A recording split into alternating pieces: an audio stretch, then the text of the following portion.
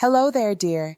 It's Evelyn, and what I'm about to tell you still makes my hands tremble. Not from age, not from weakness, but from the cold truth that nothing cuts quite like betrayal served under the roof you helped build. It started on a Tuesday afternoon. I had baked a fresh cranberry loaf, wrapped it in linen, and decided, rather on a whim, to stop by my daughter-in-law's house.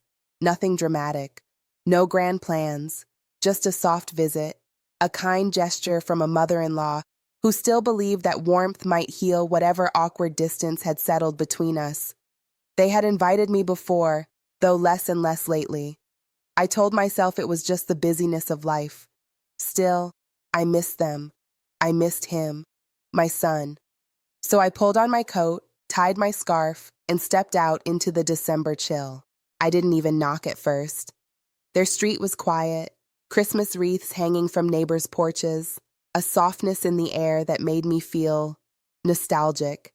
But as I turned into their driveway, I stopped.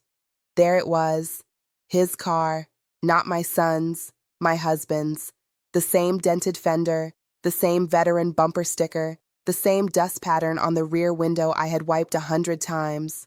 My late husband, who had been gone for nearly 8 years. My breath caught, my ears buzzed. For a moment I thought, surely not. Surely someone else had the same make and model. Surely my eyes, tired as they were playing some cruel trick. But I wasn't confused. I wasn't senile. I knew that car. I stood frozen at the end of the walkway, watching the front door. No voices, no laughter. The blinds were pulled. I did not walk up to the door. I stepped back, quietly, carefully, like a woman creeping away from something holy or something dangerous. I took the long way home, parked at the old trailhead near Willow Creek. My hands were still shaking when I turned off the ignition. I just sat there. And that's when the cold started to seep into my bones, not from the winter air, but from the knowing that everything was about to change, and that the ghost I had buried 8 years ago might not be buried at all. I didn't sleep that night. I sat in my chair by the window, the same one I used to rock my son to sleep in, and stared out into the darkness like it might offer me answers. But the only thing the night offered was silence. And memories. God help me. The memories came hard. I remembered the hospital bed, the machines, the beep of the heart monitor slowing until it went flat. I remembered holding his hand, his fingers cold already, as I whispered promises he never got to hear. My husband had died. I signed the certificate. I planned the funeral. I chose the urn myself. So how could his car be parked outside our daughter-in-law's house? I told no one, not at first, because if what I saw was real, it meant my whole world, everything I had made peace with, had been built on a lie. And if it wasn't real, if my mind was slipping, well, then I had even more to be afraid of. The next day, I went to my son's office unannounced. He greeted me with a hug, warm but rushed. "Mom, you should have called." I watched him, closely. There was no guilt in his eyes, no panic. But there was something else. Guardedness, like someone bracing for a question they didn't want to answer. I didn't ask it. Instead, I smiled. "Just wanted to bring you some of those molasses cookies you like." And I did. But I also wanted to look into his eyes and see if I could spot it. The truth. "You been by the house lately?" I asked, lightly. He nodded. "Yeah, last weekend. The heater's acting up again." Not our house, of course. Hers. My daughter-in-law Rachel had always been polite, polished even, but never warm. The kind of woman who smiled with her teeth, not her eyes. She'd lost her own mother years ago, and I always thought maybe, just maybe, I could be something of a comfort, but she never wanted that. She wanted space. She wanted privacy. Now I wondered if what she really wanted was secrecy. That night, I did something I hadn't done in years. I opened my husband's old filing cabinet. It had sat untouched in the attic, the drawer still stiff from disuse. I went through every paper. His military discharge, his pension plan, medical records, obituaries clipped from the paper. And then I found something strange, a manila envelope tucked behind the drawer. Inside was a deed, not to our home, to hers, her house, their house, joint ownership, signed the year before he died. His signature was there, but not mine, not even as a witness. And Rachel's maiden name was scribbled in with the kind of pen my husband never used. I ran my thumb across the date. A year before he passed, he had transferred partial ownership of a second home to a woman he barely knew, or so I thought. The crack in my foundation widened, and I felt something old and dangerous begin to rise in me, a kind of rage I hadn't known I was still capable of, but not the shouting kind. No, the quiet kind, the kind that waits. I showed up at her house the next morning, wearing my late husband's coat. It still smelled like cedar and tobacco. I had kept it all these years, hung on the back of the hall closet door like some relic of loyalty. I wore it like armor. Rachel answered after the second knock. She looked surprised to see me, not nervous, not guilty. Surprised. That told me everything I needed to know. "Evelyn," she said, blinking. "Did we have something scheduled?" "No," I said, voice steady. "I was just in the neighborhood. Thought I'd drop something off." I held out a small paper bag. The deed. Folded twice, tucked inside a tin of oatmeal cookies I hadn't bothered to sweeten. She reached for it slowly, eyes narrowing. Then I said the words that shifted the earth under both our feet. "I saw his car." She froze. No denial, no confusion, no innocent blink, just silence. Rachel stepped aside without a word, letting me into the house I'd helped fund and never been fully welcome in. The same clean lemon scent she always used lingered in the air, but now it felt like it was trying to mask something, like bleach on blood. The house was quiet, too quiet. "Where is he?" I asked. Still no answer. She walked into the kitchen and placed the cookies on the counter. I followed her, my heart beating so hard I could feel it in my teeth. She turned, leaned against the granite island, and crossed her arms. Then, finally, she spoke. "Evelyn, you're not going to like what I have to say." "You mean you're not going to lie to me?" I corrected gently. She flinched, just slightly. Her next words came out clipped. "Your husband didn't die, not the way you think." I stared. "I buried him, Rachel." She nodded. "You buried someone." The breath left my body like it had been knocked out of me. My knees didn't buckle, not then, not yet. But something in my soul went slack, like a string pulled too tight finally snapping loose. "What the hell are you saying to me?" I whispered. She closed her eyes. "He planned it, Evelyn. All of it. The diagnosis, the DNR order, the cremation. You were meant to grieve and move on. And he was meant to do what?" My voice rose now, the edge finally showing. "Hide in your guest room? Pretend the rest of us never existed?" She looked me straight in the eye then, and what I saw wasn't guilt. It was resentment. "He chose me," she said, cool and calm. "Not because I asked, because you stopped seeing him, years before he died." I took a step back, nausea washing through me. "He was my husband. He lived in my home. He said you didn't see him anymore. Said he'd become a piece of the furniture." I laughed. It was a bitter, broken sound. "So instead of divorce, he staged a death?" Rachel didn't reply. She just turned and poured herself a glass of water, like we were discussing a misunderstanding over lawn furniture.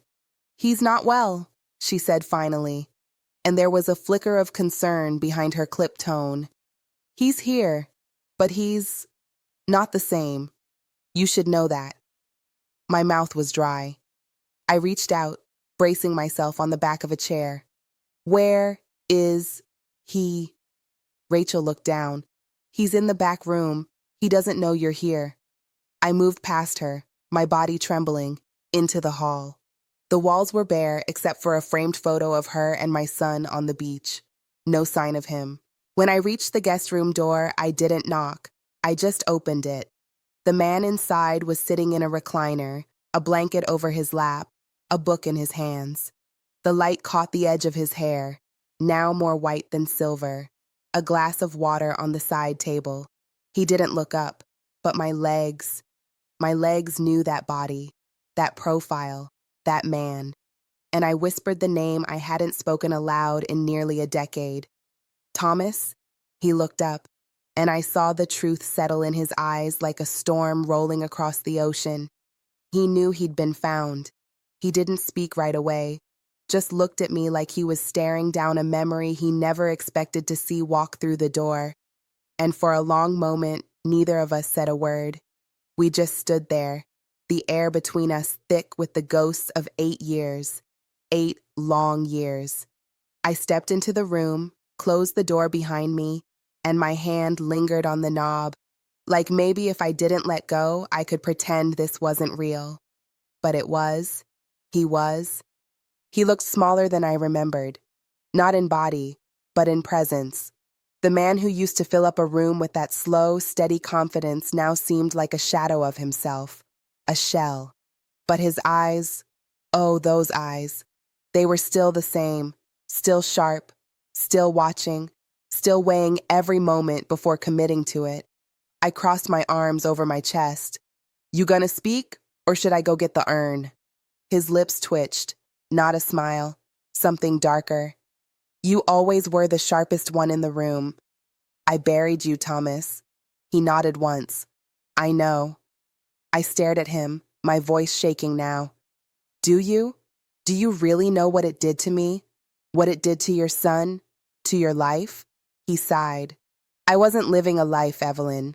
I was suffocating. I took a step back, like his words were a slap. Suffocating? I repeated, cold. You mean the house I made a home? The family I kept together? The marriage I held on to when you started sleeping in the guest room and stopped saying my name? He had the nerve to look away. I let the silence stretch, thick and cutting. You know what I remember? I said softly. I remember you holding my hand after that stroke scare. You said, if anything ever happens to me, promise me you'll keep the garden blooming. And I did. Every damn season, I kept blooming for a man who wasn't even dead. I didn't know how else to leave, he said. The words came out small, pathetic, the kind of sentence that tries to explain but never justifies. I didn't want a scandal. I didn't want lawyers. I wanted peace. And Rachel, don't you dare, I snapped.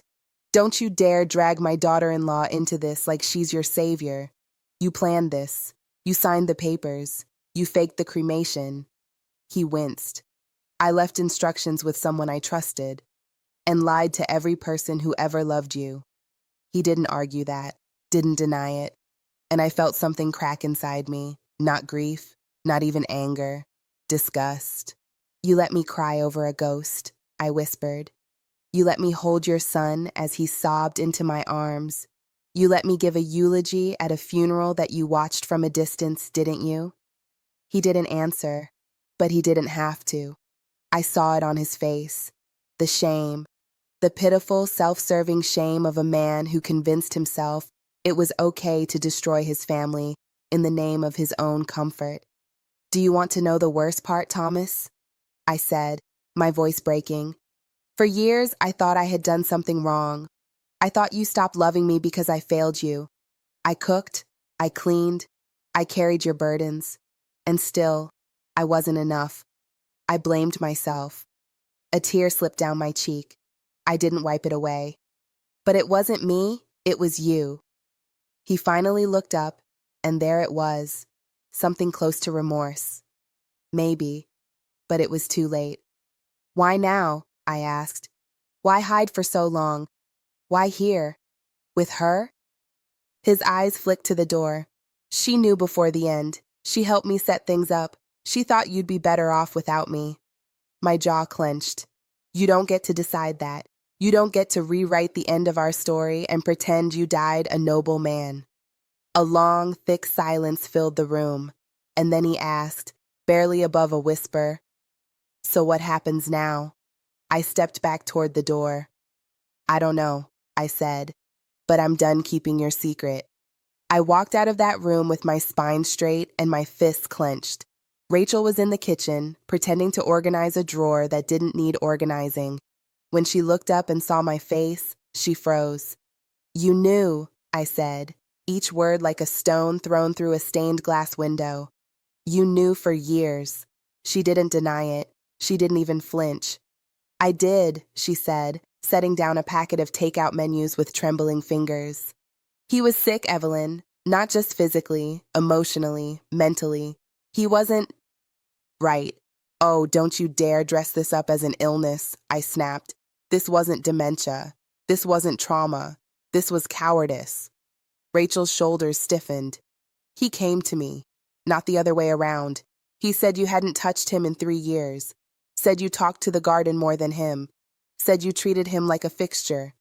"He was a fixture," I hissed, "because he made himself one. I begged him to go to counseling. I asked him to talk. He shut down. He chose silence. And then he chose you." She looked away. "I didn't think it would go this far. And yet you stood beside a woman at her husband's memorial. You handed me tissues. You said I'm so sorry like it wasn't a lie carved into your throat." "I was trying to protect him," she said softly. "No, sweetheart," I said, ice cold. "You were protecting yourself."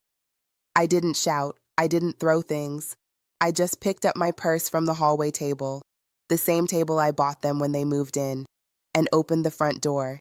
"I'll be back in 24 hours, I said. "When I return, he better be gone." Her face went pale. "You're serious?"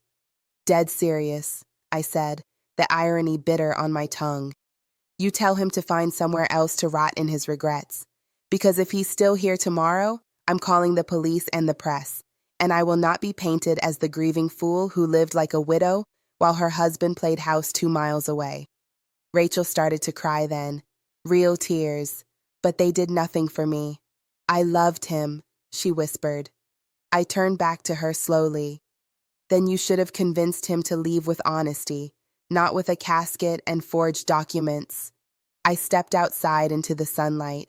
It felt wrong, too bright, too soft, too kind for what had just happened, but the cold inside me was thawing. I got into my car, turned the ignition, and let myself drive with no destination in mind, just distance. Hours later, I ended up at my friend Lorna's. When I knocked on her door, she answered in her robe and curlers, surprised to see me. "Evelyn?" she said. "Are you all right?" "No," I said, "but I'm done being lied to." We sat at her kitchen table, 2 women in their 70s, sipping black tea like it was bourbon. I told her everything, from the car to the filing cabinet, from the guest room to the ghost inside it. She didn't gasp. She didn't interrupt. She just listened. And when I finished, she leaned forward and said the one thing no one else had. "You don't owe him closure." I stared at her. She reached out, squeezed my hand. "Men like that, Evelyn, they think they get to disappear and reappear on their terms. But this isn't his story anymore. It's yours." Something in me cracked. And then I wept. For all the years I lived as a woman in mourning. For all the apologies I whispered to an urn that was never more than smoke and sand. For all the lies I dressed in lace and called memory. That night, I went home to my quiet little house.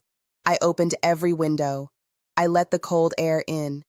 And I slept without dreaming, because I knew what I had to do next. The next morning, I woke with a steadiness I hadn't felt in years. I made my tea. I folded my robe over my chest.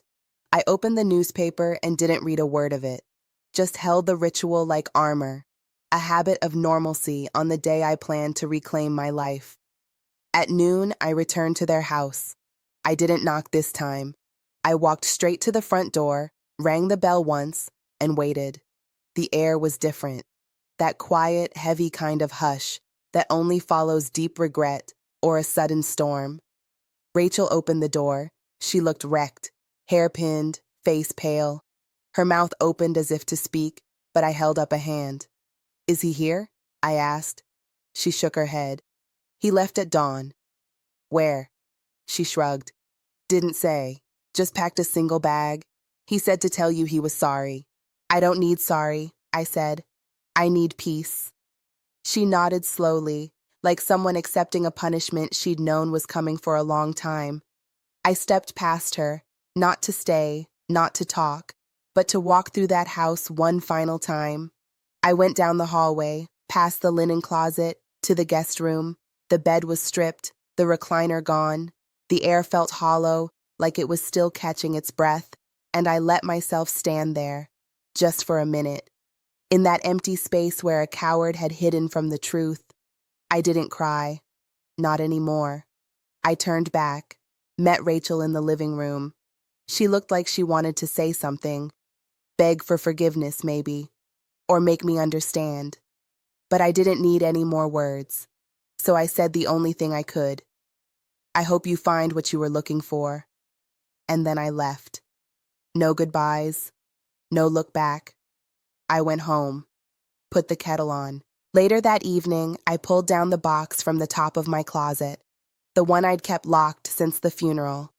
It was full of letters, photos, birthday cards, love notes from when we were young and still believed love could solve anything. I lit a fire in the backyard, not out of anger, but as an act of release. I burned every last piece, and as the smoke curled into the night sky, I whispered not goodbye, but enough. I had spent 8 years mourning a man who hadn't been dead. Now I would spend whatever time I had left mourning the years I had lost, then letting them go. Because I deserved more than shadow, more than silence. I deserved the truth. And now I had it. You see, sometimes the real burial doesn't happen at the funeral. Sometimes it happens when the lies run out. And what's left, after the ashes, after the rage, after the ache, is a woman who finally sees herself. I'm Evelyn Grace. I'm 72 years old. And for the first time in my life, I'm no longer anyone's ghost.